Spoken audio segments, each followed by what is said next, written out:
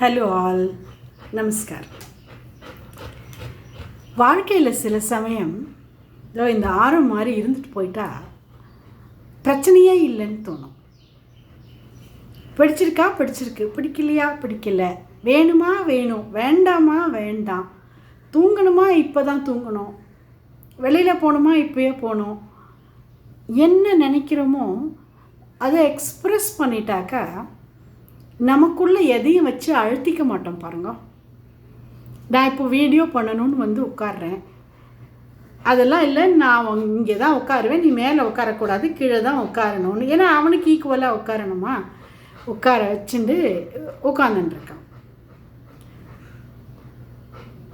எனக்கு என்ன சொல்கிறது, உங்களுக்கு ஹா ஹா ஹா நம்மளோட மூச்சு காற்று சத்தம் கேட்குன்னு நினைக்கிறேன். நான்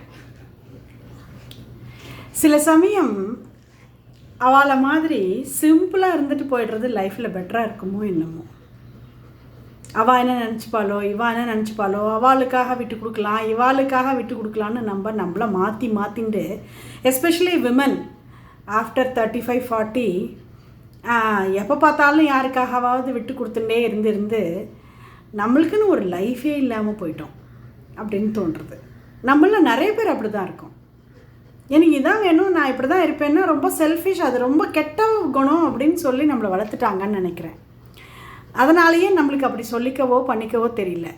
அது இந்த ஜென்ரேஷன் குழந்தைகள் பண்ணும் பொழுது அது எந்த அளவுக்கு பாசிட்டிவாக எடுத்துக்கிறோன்னு தெரியல. என்னை பொறுத்த வரைக்கும் அதெல்லாம் கரெக்ட் தான். அந்த குழந்தைகளாவது அப்படி இருக்கட்டுமே அப்படின்னு.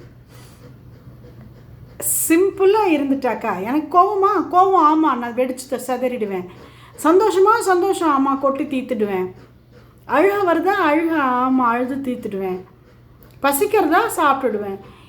இப்படி பிளெயினாக இருந்துட்டாக்கா நம்மளே காம்ப்ளிகேட் பண்ணிக்க மாட்டோமோ தெரியல, அப்படி தோன்றுறது.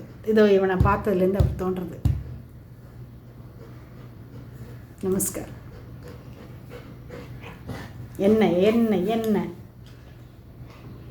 என்ன பார்க்குற, என்ன பார்க்கணும் உனக்கு? அங்கே பாரு, அங்கே பாரு, நிமிர்ந்து பாரு, சிட்.